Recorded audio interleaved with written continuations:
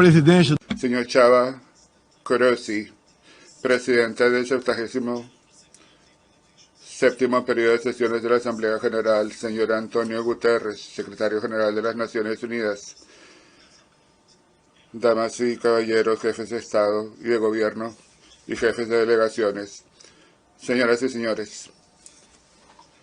Empiezo felicitándole a usted, embajador Chava Corosi, por su elección como presidente de la Asamblea General. Puede usted contar con el apoyo de Brasil. El tema elegido para este debate general gira en torno a un concepto que se aplica perfectamente a la época que vivimos, un momento decisivo. Señor presidente, nuestra responsabilidad colectiva en esta reunión de la Asamblea General consiste en entender el ámbito de los retos que conforman este momento decisivo y a partir de allí elaborar respuestas que se alimenten de los objetivos que compartimos. La tarea no es fácil, pero no tenemos alternativa. El esfuerzo debe empezar dentro de cada uno de nuestros países, porque es sobre todo lo que hacemos en cada país lo que nos da la autoridad para poder actuar a nivel internacional. Por lo tanto, permítanme hablar desde la perspectiva de mi país. Cuando Brasil expresa su opinión sobre la agenda de salud mundial, lo hacemos con la autoridad de un gobierno que, durante la pandemia de COVID-19, no escatimó ningún esfuerzo para salvar vidas y preservar puestos de trabajo. Como muchos países, desde el principio, hicimos esfuerzos para garantizar que hubiera asistencia financiera de emergencia a los más necesitados. Nuestra meta era proteger los ingresos familiares para que se pudiera enfrentar las dificultades económicas causadas por la pandemia. De este modo logramos beneficiar a más de 68 millones de personas, es decir, un tercio de nuestra población. Al mismo tiempo lanzamos un amplio programa de vacunación, incluyendo la producción nacional de vacunas. Somos un país que tiene más de 210 millones de personas y más del 80% de la población está completamente vacunada contra COVID-19. Todos han sido vacunados voluntariamente, respetando así la libertad individual de todos. Del mismo modo, en el ámbito financiero, Brasil tiene la potencia de un país que en aras de un crecimiento inclusivo y sostenible ha realizado reformas para atraer inversiones y mejorar el nivel de vida de la población. Durante mi gestión hemos acabado con la corrupción sistémica que existía en el país. Entre 2003 y 2015 solamente, el periodo en el que la izquierda presidió a Brasil, el nivel de endeudamiento de la Compañía Petrolera Nacional, debido a la mala gestión y a los nombramientos políticos y el desvío de fondos, alcanzó 170.000 millones de dólares. La persona responsable ha sido condenada. Los denunciantes han devuelto 1.000 millones de dólares y pagamos al mercado bursátil de los Estados Unidos otros 1.000 millones de dólares debido a las pérdidas que sufrieron los accionistas. Hemos mejorado los servicios públicos y hemos invertido en ciencia y tecnología.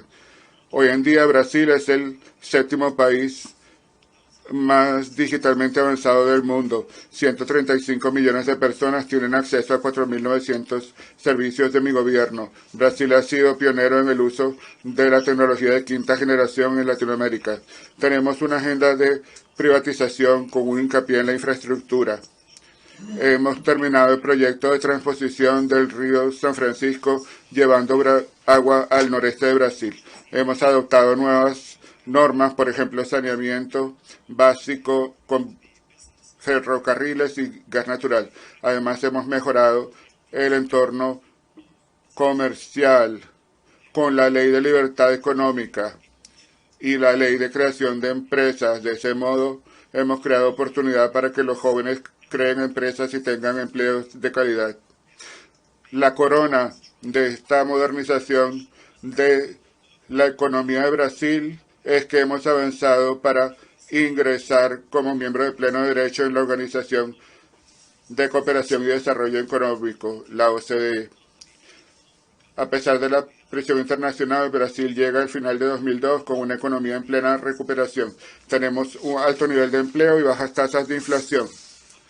La economía es el camino al crecimiento. La pobreza ha aumentado en todo el mundo bajo el impacto de la pandemia. En Brasil ha empezado a disminuir. Las cifras hablan por sí solas. Se calcula que para finales de 2022, 4% de las familias de Brasil vivirá por debajo del nivel de extrema pobreza. En 2019 era 5,1%. Esto refleja una reducción de más de 20%. Hay un programa para ingresos mínimos establecido por mi gobierno durante la pandemia, que actualmente paga $4 cada día a las familias más pobres del país. El desempleo se redujo en 5%, llegando a 9%, una tasa que no se ha visto en 7 años. Hemos reducido la inflación, que alcanza menos de 7% al año. Hemos tenido una deflación sin precedentes en Brasil en los meses de julio y agosto. Desde junio, el precio de la gasolina ha bajado más de un 30%. Hoy en día, un litro de gasolina en Brasil cuesta 90 céntimos de dólar. El precio de la electricidad también se redujo en más de 15%. El costo de la energía no ha bajado porque hay precios fijos o porque hay algún tipo de intervención del Estado. Este fue el resultado de una política de racionalización de los impuestos que se aplicó con el apoyo del Congreso Nacional. En 2021, Brasil era el cuarto país que recibía inversión extranjera directa en el mundo. Nuestro comercio exterior alcanzó un nivel histórico de 39% del PIB, incluso después de reducir los impuestos a cero en muchos productos.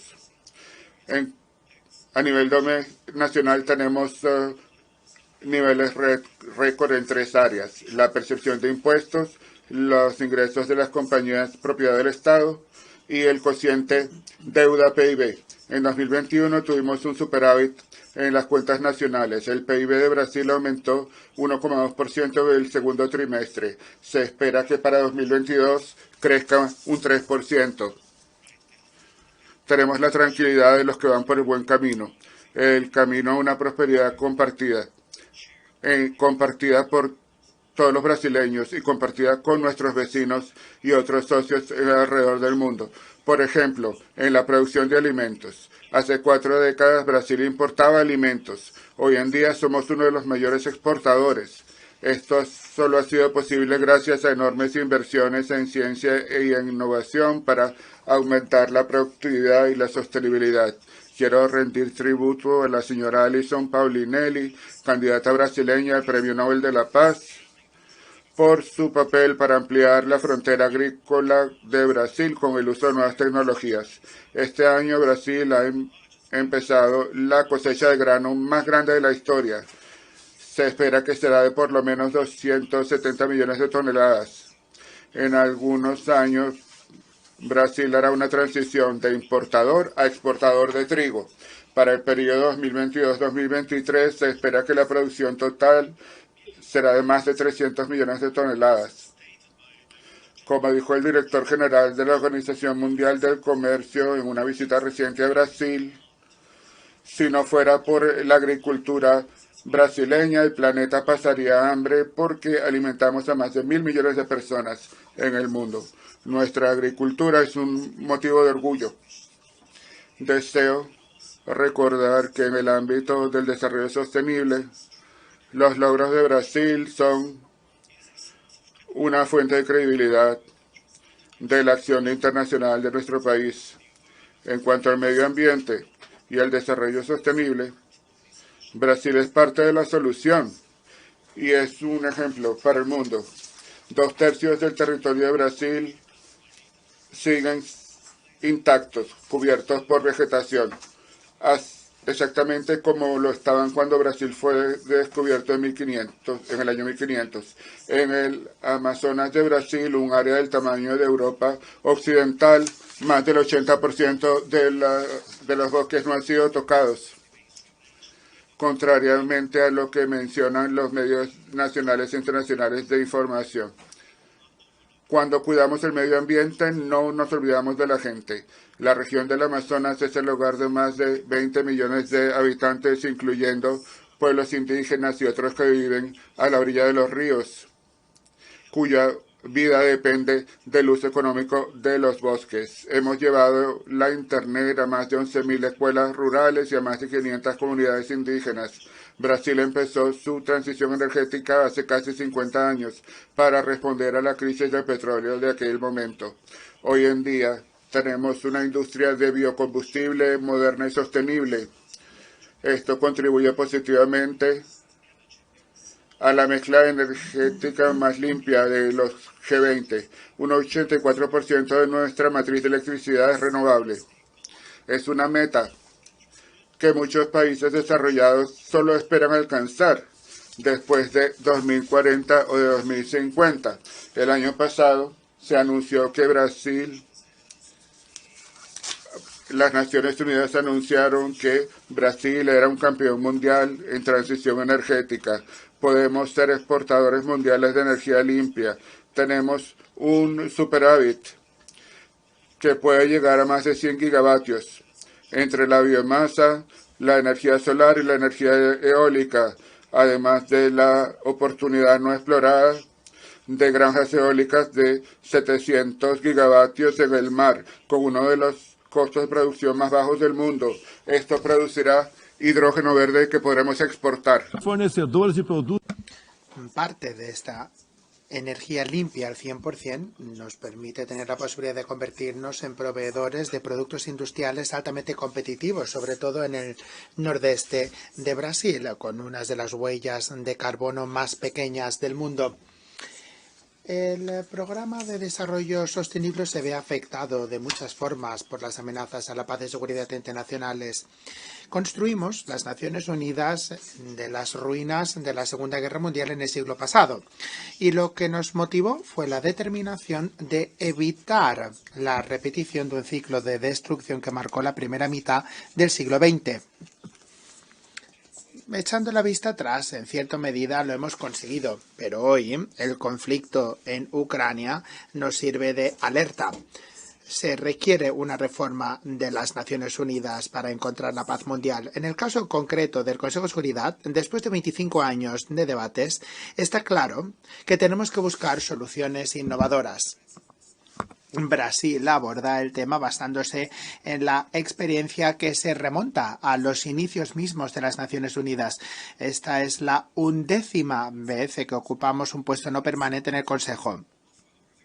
Hemos intentado hacer todo lo posible para ofrecer soluciones negociadas para pacificar los conflictos internacionales, siempre orientándonos en la Carta y en el derecho internacional. También hemos participado muy a menudo en operaciones de mantenimiento de la paz, desde el Suez, Angola, de Haití al Líbano. Siempre hemos apoyado el mantenimiento de la paz. También hemos contribuido a la paz abriendo nuestras fronteras a aquellos que buscan una oportunidad para reiniciar sus vidas en nuestro país. Desde el 2018, más de 6 millones de hermanos venezolanos se han visto obligados a abandonar su país. Muchos han venido a Brasil. Nuestra respuesta a este desafío fue la Operación Bienvenido, que se ha convertido en un hito internacional. Más de 350.000 ciudadanos venezolanos han encontrado en territorio brasileño asistencia de emergencia, protección, documentación y también la posibilidad de empezar de cero. Todos tienen acceso al mercado laboral, a los servicios públicos y a las prestaciones sociales. En los últimos meses, en torno a 600 venezolanos han llegado a Brasil cada día a pie. La gran mayoría de estos son mujeres y niños que pesan de media 15 kilos menos que antes y que están huyendo de la violencia y del hambre. La política de recepción humanitaria de Brasil va más allá de Venezuela, porque también hemos acogido a haitianos, sirios, afganos y ucranianos. Presidente, el conflicto en Ucrania ya lleva 7 meses y es fuente de gran preocupación no solo en Europa, sino en todo el mundo. Para empezar, me gustaría reiterar el agradecimiento de Brasil a todos aquellos países que ayudaron a la evacuación de los ciudadanos brasileños que estaban en Ucrania cuando el conflicto empezó. Quiero mencionar sobre todo a Eslovaquia, Hungría, Polonia, Rumanía y la República Checa. Muchas gracias. La operación de evacuación fue un éxito. No dejamos a nadie atrás, ni siquiera dejamos a sus mascotas. En cuanto al conflicto en sí, Brasil se ha ido orientando en los principios del derecho internacional y de la Carta. Principios que también están consagrados en nuestra Constitución. Abogamos por un alto al fuego inmediato, por la protección de los civiles, de los no combatientes, la salvaguardia de la infraestructura fundamental para ayudar a la población y el mantenimiento de todos los canales de diálogo entre las partes en conflicto. Son estos los primeros pasos que permiten encontrar una solución que sea duradera y sostenible, y hemos trabajado en este sentido. En las Naciones Unidas y también en otros lugares hemos intentado evitar, obstaculizar los canales de diálogo por la polarización en torno al conflicto. Por ello nos oponemos al aislamiento diplomático y económico. Los efectos del conflicto ya se hacen notar en los precios mundiales de los alimentos, de combustible y otras materias primas. Y esto nos aleja de los ODS. Países que eran líderes de una economía baja en carbono, ahora se han convertido en fuentes de energía sucia. Y esto, desde luego, que es un problema grave para el medio ambiente. Apoyamos todos los esfuerzos para reducir el impacto económico de la crisis, pero no nos parece que la mejor manera sea la de adoptar sanciones unilaterales, selectivas, que no cuadran con el derecho internacional.